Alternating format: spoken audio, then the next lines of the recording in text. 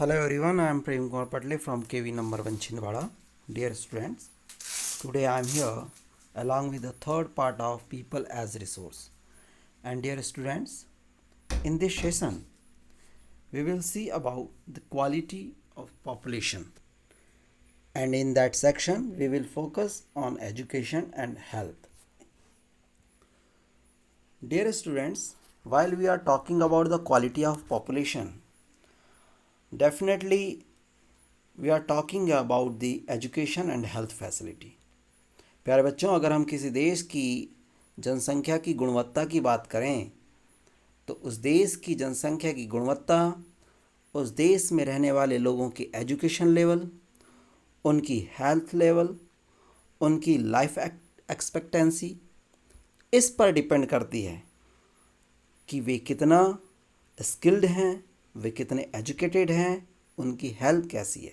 Okay, the quality of population depend upon the literacy rate, health of a person indicated by life expectancy and skill formation acquired by the people of the country. ये किसी भी देश के जनसंख्या उस देश के लोगों के द्वारा जो प्राप्त कौशल है और वो देश उनके कौशल के आधार पर निर्माण की आधारशिला को रखता है. ठीक. The quality of the population ultimately decides the growth rate of the country. अगर किसी देश में एजुकेटेड लोग होंगे, स्किल्ड लोग होंगे, हेल्दी पॉपुलेशन होगा तो उस देश का जो ग्रोथ है बेटा वो तेज़ी से होगा. Literate and healthy population are the asset. स्वस्थ और साक्षर लोग, इस स्वस्थ और साक्षर जनसंख्या किसी भी देश की असेट यानी परिसंपत्तियां होती है. In this chapter there is a story about Sakal. Okay बेटा, इसमें एक स्टोरी है सकल की. वो अपने इनिशियल स्टेजेस में काफ़ी स्ट्रगल करता है, लेकिन वो एजुकेशन को मेन अपने स्ट्रीम में रखते हुए आगे की ओर बढ़ता है. एंड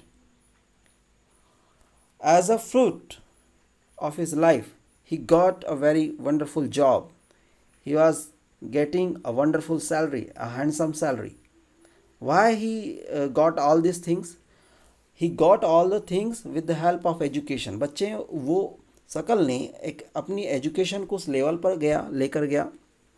एजुकेशन गेन करने के बाद उसे एक बेहतरीन जॉब मिला, एक सैलरी मिला. So we can understand the importance of education. Education was an important input for the growth of society. ये केवल एजुकेशन किसी एक व्यक्ति के लिए नहीं बल्कि पूरी सोसाइटी की ग्रोथ के लिए काफ़ी इंपॉर्टेंट रोल प्ले करता है. Education open new horizon. बच्चों, ये जो एजुकेशन होता है वो हमारे लिए एक नए क्षितिज खोल देता है, हमारे लिए नए द्वार खोल देता है. It's provided a new aspiration for us. ये हमें नई आकांक्षाएं प्रदान करता है. It is also developed values of life. बल्कि हमारे जीवन में नए मूल्यों को भी विकसित करता है. Not only it increasing the every aspect, every part of our life, as well as education enhance the national income also. बच्चों, ये देश की जो इनकम होती है, राष्ट्र की आय होती है, उसमें भी वृद्धि करने में काफ़ी सहायक होता है. It also enhance the cultural richness. ये सांस्कृतिक जो समृद्धि है उसकी भी वृद्धि करवाता है. As well as increase in the efficiency of governance.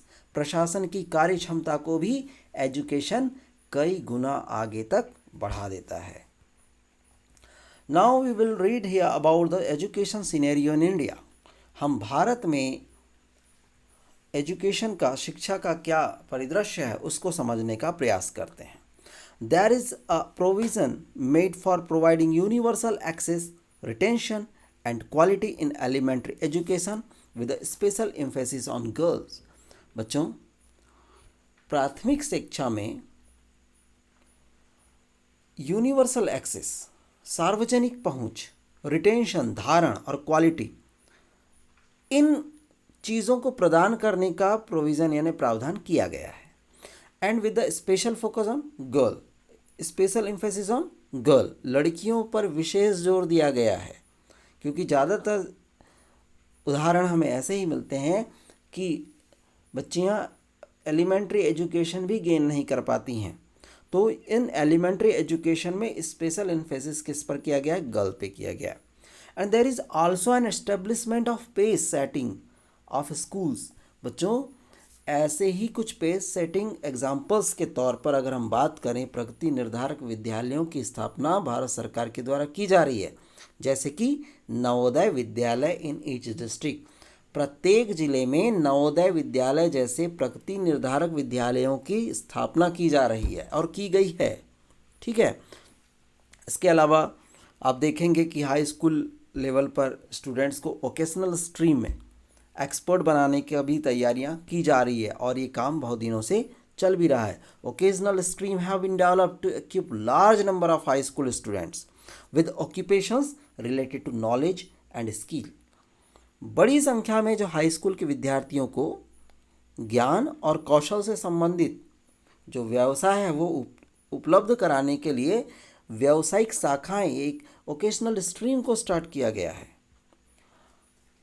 The plan outlay of education is increased from rupees 151 crore in the first plan to rupees 3766.90 crore in the 11th plan। बच्चों, शिक्षा पर जो योजना परिव्यय होता था वो पहली पंचवर्षीय योजना में मात्र 151 करोड़ रुपए था, जो अब 11th प्लान में आते आते 3766.90 करोड़ तक पहुंच गया है। The expenditure on education as percentage of GDP rose from 0.64, यानी GDP का 0.64% 1951 में था to 3.0 in 2015 and 16 and has remained stagnant around 3% from past few years।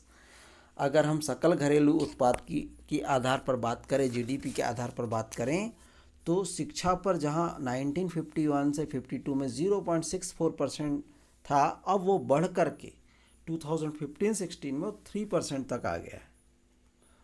The budgetary estimated stated in the budget documents of Union and State governments, Reserve Banks of India, the expenditure on education as a percentage of GDP has declined to 2.7% in 17 and 18।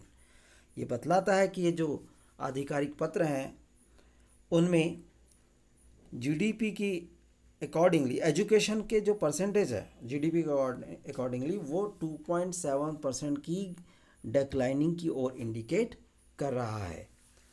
While we are going to talk about the literacy rate of our country, now it has been in increasing mode. While in 1951 there was 18% literacy in our India, now in 2010 and 11 it has been increased up to 74%। Literacy is not only the right, dear students, we have to understand about this कि हमारा जो शिक्षा है वो केवल हमारा अधिकार नहीं है, it is also need if the citizen are to perform their duties and enjoy their rights properly। अगर हर नागरिक अपने कर्तव्यों का निर्वहन करना चाहता है, अपने अधिकारों का उपभोग करना चाहता, उपयोग करना चाहता हो, so there is need of literacy. उसे ज्ञान प्राप्त करना, उसे साक्षर होना बहुत ज़्यादा ज़रूरी है।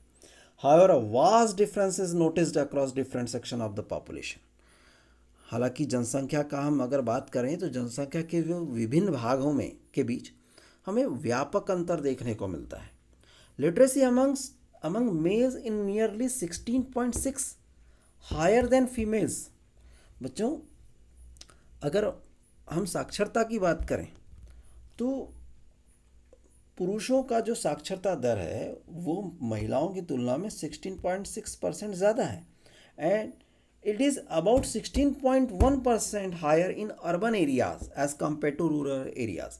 और अगर हम शहरी और ग्रामीण क्षेत्रों की बात कर लें तो 16.1% जो है एजुकेशन लेवल अर्बन एरियाज में ज़्यादा मिलेगा, शहरी क्षेत्रों में ज़्यादा मिलेगा।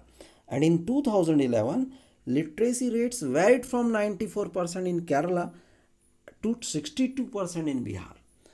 और अगर हम वहीं बात कर लें कि अलग अलग स्टेट्स की, अलग अलग राज्यों की, तो 94% जो लिटरेसी रेट है वो केरला और 62% जो है बिहार की इंडिकेट करता है, जो सेंसस 2011 में कंडक्ट हुआ था हम उसके अकॉर्डिंगली ये बात कर रहे हैं. Now you can see a literacy rate in India through this chart. You can see there are three types of column. Blue for person, which is indicate about the person. Red indicates about the male, and green indicates about the female. ये literacy rate का एक chart है बेटा, जो 1951, 61, 71 से लेकर के 2011 तक देखने को ये मिल रहा है. ये आप अपनी बुक में भी इसको देखकर समझ भी सकते हैं. ये देखिए कि किस तरह से इंक्रीजिंग मोड में इंडिया की लिटरेसी जो रेट है वो तेज़ी से आगे की ओर बढ़ रहा है. अब आप यहाँ कंपेयर कर सकते हैं कि जो मेल और फीमेल का जो लिटरेसी रेट है उसमें डिफरेंस अभी भी बना हुआ है. Now we will move towards the government steps to provide education to all. हम देखेंगे कि सरकार के द्वारा भी ऐसे कौन से प्रयास किए जा रहे हैं ताकि एजुकेशन जो है सभी को मिल सके. The primary school system has expanded to over 8.41 lakh in 2015 and 16.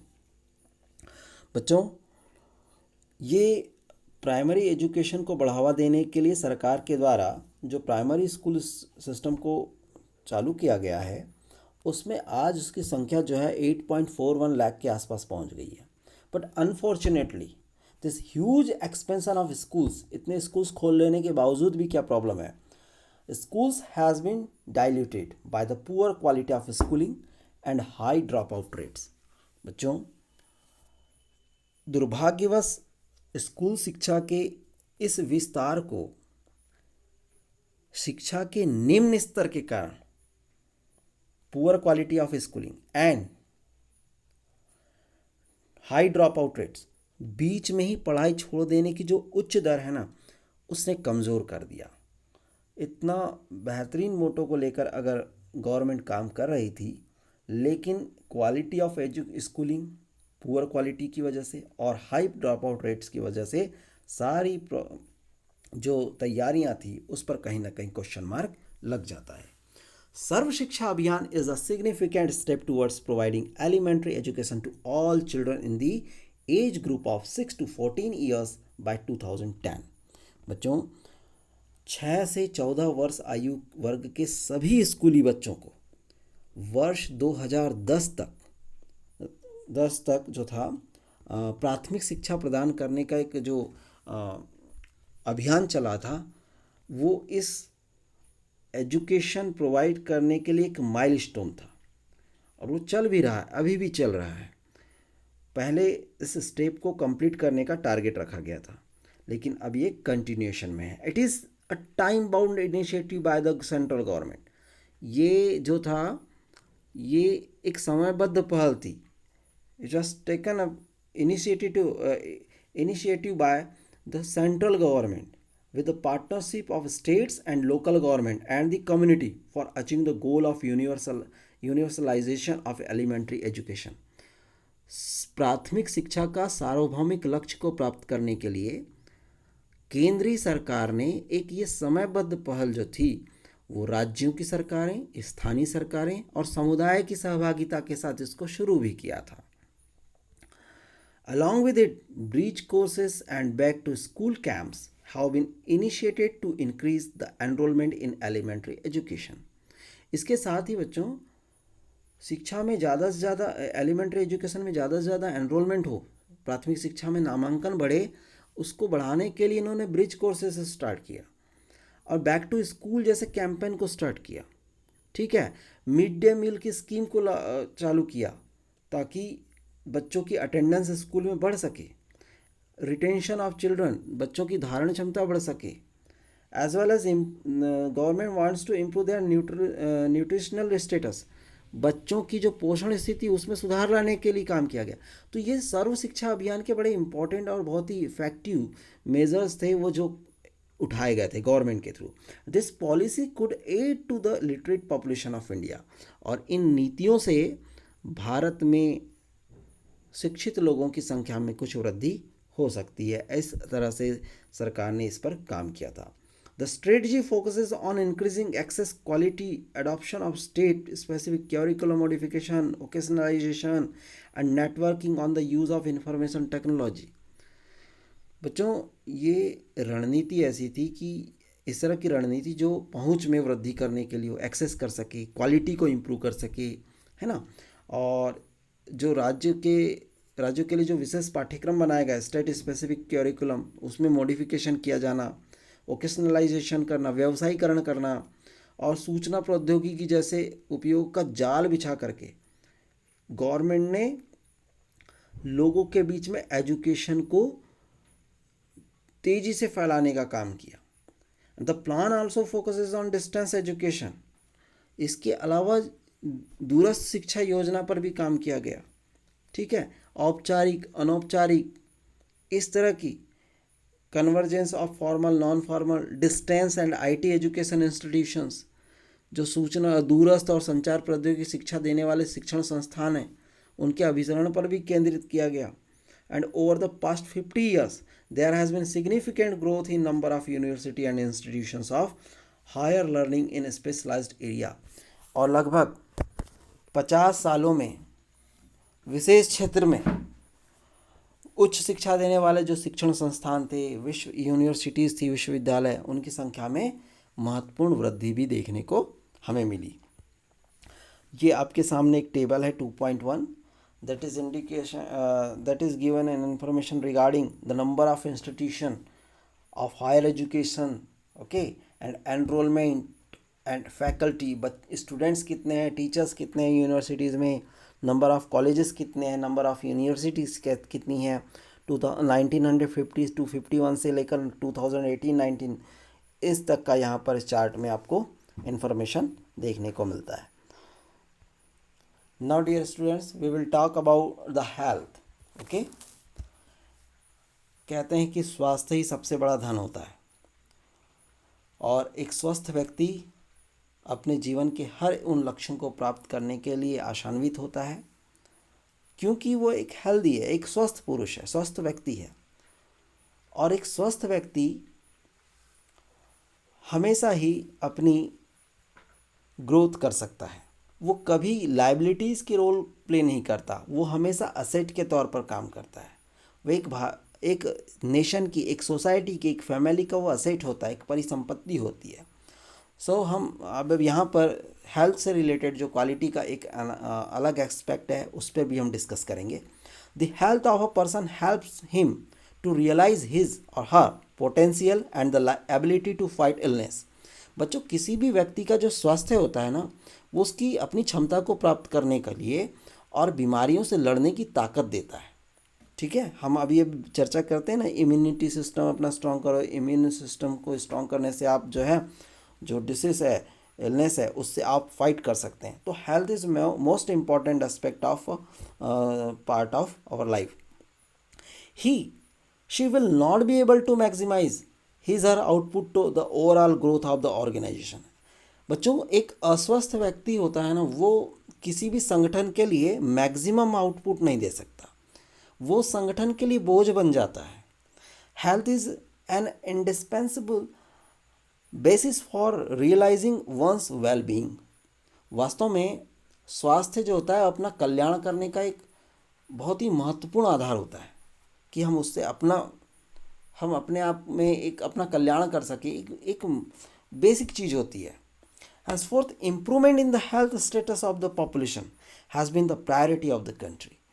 इसलिए जनसंख्या के स्वास्थ्य की स्थिति को सुधारना किसी भी देश की प्राथमिकता होती है। वो आप देख रहे होंगे कि अभी जो सिचुएशन चल रही है कोविड-19 की, तो गवर्नमेंट कितने मेजर्स ले रही, कितने स्टेप्स उठा रही है ताकि हम अपने देश की जनसंख्या को, लोगों को इस महामारी से बचा सकें। उसकी फर्स्ट प्रायोरिटी कि अपने पॉपुलेशन को, अपनी देश की जनता को स्वस्थ रखना है, क्योंकि स्वस्थ लोग ही देश के लिए एक असेट की भूमिका निभाते हैं, एक उसके नेशनल इनकम का जरिया बनते हैं, उसके लिए एक भविष्य की आधारशिला रखने वाले लोग के तौर पर उभर करके वो सामने आते हैं। तो हेल्थ को गवर्नमेंट हमेशा प्रमोट करती है। गवर्नमेंट हमेशा हेल्थ फैसिलिटी को प्रोवाइड करने के लिए हमेशा प्रतिबद्ध होती है। Our national policy too. Our national policy aims to improving the accessibility of health care. हमारी राष्ट्रीय नीति भी यही है कि हमारी जो राष्ट्रीय नीति का लक्ष्य भी है कि जनसंख्या को हमेशा, जो कि अल्प सुविधा प्राप्त वर्ग हैं, हम उनकी बात कर रहे हैं, ठीक है, कि उनको क्या क्या चीज़ दिया जाना चाहिए। उनको स्वास्थ्य सेवाएं प्रदान की जानी चाहिए, accessibility of health care, family welfare, परिवार कल्याण की सुविधाएं देनी चाहिए, एंड न्यूट्रिशनल सर्विसेज, पौष्टिक सेवा तक उनकी पहुंच को बेहतर बनाना ज़रूरी। किसके लिए? Focus on the under privileged segment of the population. जो सुविधा प्राप्त वर्ग है उसे इस प्रकार की सुविधाएं प्रदान करना अत्यावश्यक है। Over the last 5 decades, India has built a vast health infrastructure, has also developed the manpower required at primary, secondary and tertiary sector in government as well as in the private sector। बेटा पिछले 5 दशकों में, ठीक है, भारत ने सरकारी और निजी क्षेत्रों में, जहाँ प्राथमिक, द्वितीयक, तृतीयक क्षेत्र थे, वहाँ पर अपेक्षित एक विस्तृत स्वास्थ्य पर आधारित संरचना और जनशक्ति का निर्माण किया। हेल्दी पॉपुलेशन को, हेल्दी एनवायरनमेंट को क्रिएट किया। जनसंख्या को स्वस्थ रखने के लिए उसने काफ़ी प्रयास किए और उसका यही नतीजा है कि आज प्राइमरी, सेकेंडरी, टर्सरी सेक्टर में एक जो बड़ी सेवाएं हमें प्रदान करते हैं उसका एक आधारभूत संरचना को उसका निर्माण किया, एक शक्तिशाली जनशक्ति का निर्माण किया। There are many places in India which do not have even this basic facilities. बच्चों, भारत में ऐसी कई जगह हैं जहाँ पर इस प्रकार की बुनियादी सुविधाएं भी नहीं हैं। लेकिन अगर हम बात करें हमारे इंडिया में, तो there are 381 medical colleges in our country as well as 301 dental colleges in our country. Just 4 states are there, like Andhra Pradesh, Karnataka, Maharashtra and Tamil Nadu. They have these states have the maximum number of colleges. इन राज्यों के पास में बेटा सबसे ज़्यादा जो medical colleges हैं वो इनके पास है। और दूसरी तरफ कुछ ऐसे भी स्टेट्स हैं जहाँ पर स्वास्थ्य सूचक जो चीज़ें हैं वो उनकी काफ़ी कमी देखने को मिलती है, मेडिकल कॉलेजेस की कमी देखने को मिलती है। But we are talking here about the maximum number of colleges. Okay, now you can see there is a chart of health infrastructure over the years. आप यहाँ देख सकते हैं कि कितने हॉस्पिटल्स हैं, कितने प्राइमरी हेल्थ सेंटर्स हैं, कितने डिस्पेंसरीज एंड हॉस्पिटल्स हैं, बेड्स जो गवर्नमेंट हॉस्पिटल्स में अवेलेबल हैं उनकी नंबर्स कितने हैं, रजिस्टर्ड डॉक्टर्स इन मेडिकल काउंसिल्स उनके नंबर्स हैं, नर्सिंग पर्सनल्स ये इनसे रिलेटेड यहाँ पर नंबर्स दिए हुए हैं। So you can read this chart and you can collect the data of different section. Okay, now बेटा मुझे उम्मीद है कि आपको ये वीडियो में जो मैंने एक्सप्लेन किया वो समझ में आया होगा। अगर आपको कोई प्रॉब्लम होती है तो आप जहाँ इस वीडियो की लिंक दी जाएगी उसके जस्ट नीचे कमेंट बॉक्स में अपनी प्रॉब्लम्स मुझसे शेयर करेंगे। Thank you very much.